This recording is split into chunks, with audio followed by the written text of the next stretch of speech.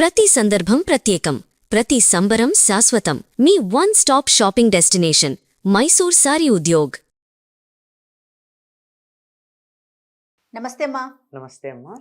అమ్మ, శ్రావణ మాసం మొదలవుతోంది. అవునమ్మా. శ్రావణ మాసం అనగానే పూజలు, వ్రతాలు, నోములు. మామూలా మహిళలందరికీ కూడా ఎంత హడావుడి ఉంటుందో. ముందుగానే మనం ఇల్లు శుభ్రం చేసుకోవటం, దేవుడు మందిరాన్ని శుభ్రం చేసుకోవటం, పటాలు తుడుచుకోవటం, హడావుడి మొదలైపోతుంది. షాపింగ్లని, వరలక్ష్మి వ్రతం అని. అసలు ఎప్పటి నుంచి మొదలవుతుంది, ఎప్పటి వరకు ఉందమ్మా శ్రావణ మాసం? అంతే కదా. జ్యేష్ఠ ఆషాఢ మాసాలు గ్రీష్మ ఋతువు, శ్రావణ భాద్రపదాలు వర్ష ఋతువు.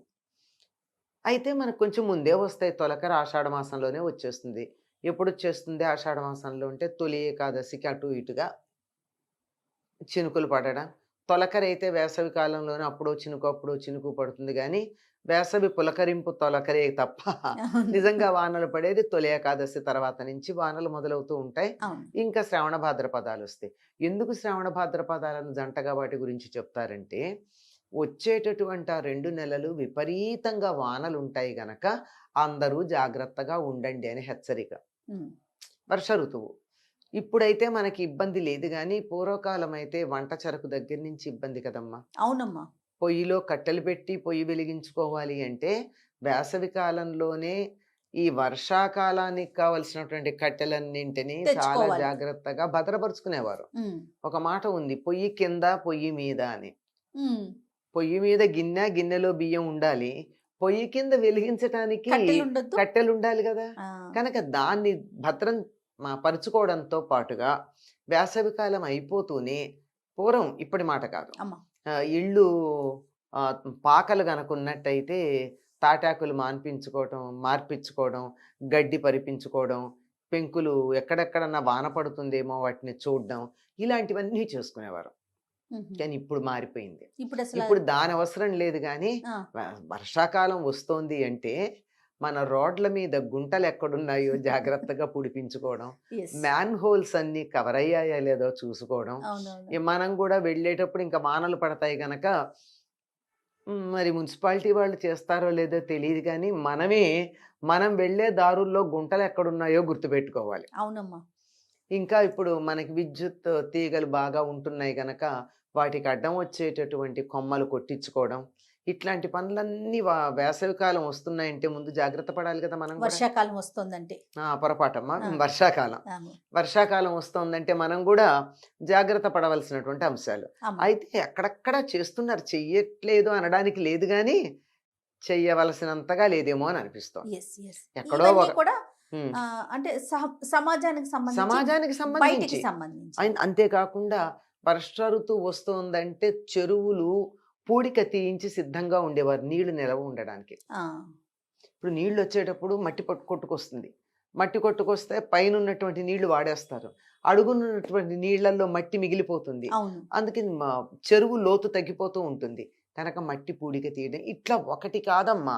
వర్ష ఋతువు వస్తోంది అంటే సిద్ధపడవలసినవి చాలా ఉన్నాయి. ఇవి బయట అటు పొలాలకు సంబంధించింది, ఇటు మన వీధులకు సంబంధించింది, పొయ్యి కిందకి సంబంధించింది, పొయ్యి మీదకి సంబంధించింది, అన్నీ చెప్పుకున్నాం కదా. ఇంకా అసలైంది ఏమిటి అంటే, ఇక్కడి నుంచి చాతుర్మాస్యం మొదలైపోయింది గనక యతులు వాళ్ళు పాటించే పద్ధతి వేరు, గృహస్థులు పాటించే పద్ధతి వేరు. గృహస్థులు ఇక నుంచి పూజాధికాలు ఎక్కువ చేసుకోవడానికి మొదలు పెడతారు. శ్రవణం అంటేనే వినికిడి అని అర్థం, వినడం. ఆ వినడం దేనికి? పూర్వం వినడం అంటే ఒక్క వేదంకే వినడాలు అని ఉండే. ఇప్పట్లాగా పుస్తకాలు లేవు కదా అప్పుడు. అంతా చదువంతా గురువులు నోటితో చెప్పడం, శిష్యులు చెవులతో విన్నేర్చుకోవడమే. అందుకంతా మస్తకంలోనే ఉండేది. తర్వాత హస్తంలోకి వచ్చింది, పుస్తకంలోకి, హస్తంలోకి, ఇప్పుడు బొటన్ వేల్లోకి వచ్చింది. అంతే కదా. అలా ఉండేటటువంటి దానికి ఇంకెలాగో బయట తిరిగేది ఉండదు, తీర్థయాత్రలు ఉండవు, ప్రయాణాలు ఉండవు, ఇంట్లోనే ఎక్కువ ఉంటారు గనక ఆధ్యాత్మికమైనటువంటి సాధన చేసుకోవడానికి చాలా అనువైన కాలం. ఎక్కువ ఎండ ఉండదు గనక అలసట ఉండదు, ప్రశాంతంగా ఉంటుంది, చల్లగా హాయిగా సుఖంగా ఉంటుంది. కనుక కూర్చున్న చోట కూర్చుని చక్కగా వేదం చదువుకునే పిల్లలు వేదం చదువుకుంటారు, లేదంటే పురాణాలు అవి చదువుతూ ఉంటారు, వినికిడికి ప్రాధాన్యం ఇచ్చి, శ్రవణానికి ప్రాధాన్యం ఇచ్చి సద్గ్రంథాలు వినడం అనే దాన్ని మొదలు పెట్టాలి. ఇది మొదలు పెట్టడంతో పాటు దానికి కావాల్సినటువంటి సంసిద్ధత ఏర్పాటు చేసుకోవడానికి నిత్యం పూజలు అవి అత్యధికంగా చేయడం మొదలవుతుంది. కనుక శ్రావణ మాసం వస్తోందంటే ఇంత ఆలోచించరు. కానీ ఎవరైనా ఏమంటారండి, శ్రావణ మాసం వస్తోందంటే అయ్యో ఇల్లు బూజులు తీసుకోవాలండి, అవును, దేవుడిగా శుభ్రం చేసుకోవాలి, దేవుళ్ళని శుభ్రం చేయాలి అంటే ఈ వానల్లో బూజులు తీసి కడిగితే కూడా ఇల్లు ఆరచ్చు ఆరకపోవచ్చు. అవును, పూర్వం అయితే అలుక్కునేవారు. ఈ రోజుల్లో అది లేకపోయినా ఆరాలి కదా, ఇల్లు కడుక్కుంటే అవును, అలా చక్కగా ఆరిది అంతా శుభ్రంగా ఉండి ఏ బూజులు అవి ఇక పురుగులు అవి చిన్న చిన్న దోమలు మొదలైనవన్నీ వస్తాయి గనక సాలీళ్లు బలుస్తాయి, దాంతో బూజులు వస్తాయి. కనుక అవేం లేకుండా సిద్ధంగా కనుక ఉన్నట్టయితే ఇంకా సాలీళ్ళు వచ్చే పని లేదు, బూజులు కట్టే పని లేదు. వీలైనంత వరకు శుభ్రం చేసేసుకుని ముఖ్యంగా దేవుడి గది శుభ్రం చేస్తారు. ఇంకా అక్కడే కూర్చొని పూజలు అవి చేసుకోవడానికి ఎక్కువగా సమయాన్ని గడపడానికి. ఎందుకంటే శ్రావణ మాసంలో దరిదాపుల్లో చాలా రోజులు ప్రత్యేక పూజలు చేసుకునే రోజులు. అవునమ్మా. ఉదాహరణకి మొదలు పెడితే సోమవారాలు, తెలంగాణ ప్రాంతం అంతా శ్రావణ సోమవారాలు శివుడికి ప్రత్యేకంగా చేస్తారు. మంగళవారాలు శ్రావణ మంగళవారాలు వచ్చేసాయి కదా, శ్రావణ శుక్రవారాలు, శ్రావణ శనివారాలు కూడా చేస్తామమ్మా. ఇక్కడ చక్కగా చేస్తారమ్మా. శ్రావణ శనివారం నాడు వెంకటేశ్వర స్వామికి పూజ చేసి, శ్రావణ శుక్రవారం నాడు పేరంటం పిలిచినట్టుగా పేరంటం పిలవరు కానీ చుట్టుపక్కల వాళ్ళని, వెళ్ళే వాళ్ళని, ఇంటికి వచ్చిన వాళ్ళని అందరికీ కూడా ముత్తైదులందరికీ తాంబూలాలు ఇచ్చే పద్ధతి ఉంది. ఓకే. శ్రావణ శనివారం తప్పకుండా చేస్తారు ఈ ప్రాంతాలంతా. కనుక ఇప్పటికి వారంలో 4 రోజులు సరిపోయినాయి. సోమ, మంగళ, శుక్ర, శని 4 రోజులు. శ్రావణ మాసానికి 16 రోజులు దానికి ఇంకా అయిపోయింది కదమ్మా. దీంట్లో పూర్ణిమకు ముందు వచ్చే శుక్రవారం చాలా ప్రశస్తమైనటువంటిది. అది ప్రత్యేకంగా వరలక్ష్మి వ్రతం చేస్తారు. ఇది కాక శ్రావణ పూర్ణిమ చాలా విశేషమైనది. శ్రావణ పూర్ణిమ నాడు మనం రక్షాబంధనం అంటాం, ఆ తర్వాత ఉపాకర్మ అంటారు, జంజాలు మార్చుకోవటం అంటారు. ఇలా రకరకాలుగా ఆ రోజు చేసేటటువంటివి ప్రత్యేకమైనటువంటి పూజాధికాలు ఉంటాయి. ఆ పైన అష్టమి వస్తుంది. ఏమిటది? కృష్ణాష్టమి. ఎంత విశేషం అండి, కృష్ణాష్టమి ఉంది. ఇలా అనేకమైనటువంటి పర్వదినాలు ఉన్నటువంటిది శ్రావణ మాసం కనుక ఇది పవిత్రమైంది. ప్రతిరోజు ఏదో ఒక విశేషమే, విశేషం లేని రోజే కనపడదు. ఏదో రకంగా దాంట్లో మనం తప్పనిసరిగా మనని మనం ఆధ్యాత్మికంగా ఉన్నత స్థితికి రావడానికి అనుకూలంగా చేసుకునే కాలం. వాతావరణంలో తడి ఉంటుందేమో, అలసట ఉండదమ్మా. కాబట్టి ఎక్కువసేపు మనం ధ్యానం చేసుకోవడానికి, పూజ చేసుకోవడానికి అలసిపోయామన్న భావన ఉండదు.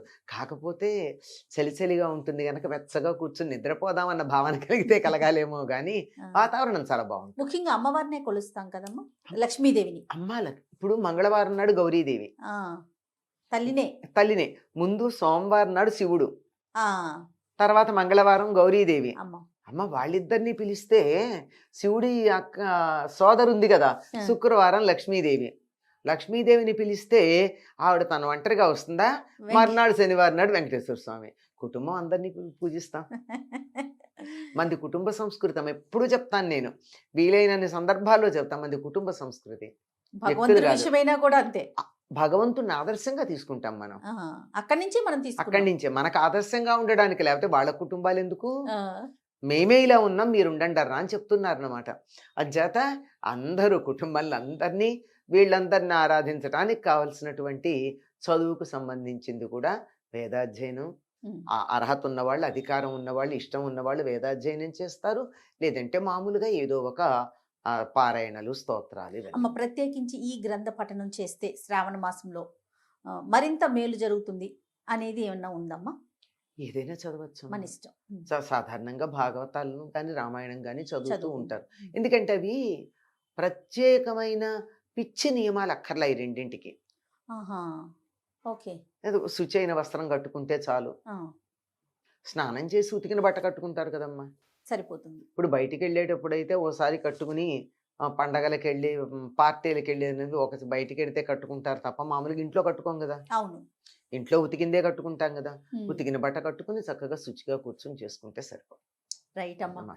మరి ఇంకా శ్రావణ మాసంలో ఉన్న మిగతా పర్వదినాలకి సంబంధించి, ప్రత్యేకించి రోజులకి సంబంధించి మనం విడివిడిగా మాట్లాడుకుందాం. అలాగేనమ్మా. నమస్తే. నమస్తే అమ్మా.